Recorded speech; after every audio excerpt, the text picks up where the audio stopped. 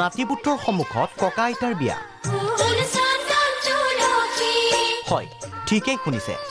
আচৰিত নহ'ব শিৱসাগৰৰ দিচাংমুখ জেল গাঁৱত মঙলবাৰে সম্পন্ন হয় এই আচৰিত যেন লগা বিবাহ অনুষ্ঠান 17 গৰাকী ককা আইতা বহিল বিয়াত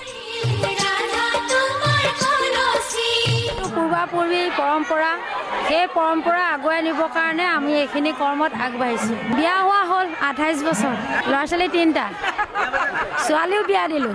ভাল লাগিছে বিয়া 20 বছৰ ল'ৰা ছোৱালী আছে 3টা বিয়া দিলোঁ ছোৱালী ভালেই লাগিছে খুব নথৈ আনন্দিত লাগিছে 6 বছৰ হ'ল বিয়া হৈছে লাজ লাগিছে ভালে লাগিছে বহুত ভাল লাগিছে প্ৰকৃততে পূৰ্বে আনুষ্ঠানিকভাৱে এইসকল ককা আইতাই পৰম্পৰা অনুসৰি বিয়াত বহা নাছিল গতিকে তেওঁলোকে দীৰ্ঘদিন ধৰি বিভিন্ন সামাজিক কাম কাজৰ পৰা আঁতৰি থাকিবলগীয়া হৈছিল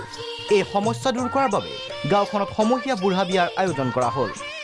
এই বিয়াৰ সাক্ষী হ'ল তেওঁলোকৰ সন্তান আৰু নাতিপুতিও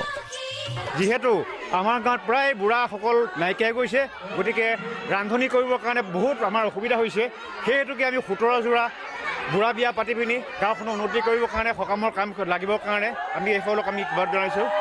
সন্তানে পিতৃ আৰু নাতিপুতিয়ে ককা আৰু আইতাৰ বিয়া নেদেখে কিন্তু দিচাংমুখৰ এই বুঢ়া বিয়াৰ আয়োজনে 17 গৰাকী ককা আইতাৰ জীৱনত আকৌ এবাৰ বিয়াত বহাৰ সুযোগ দিলে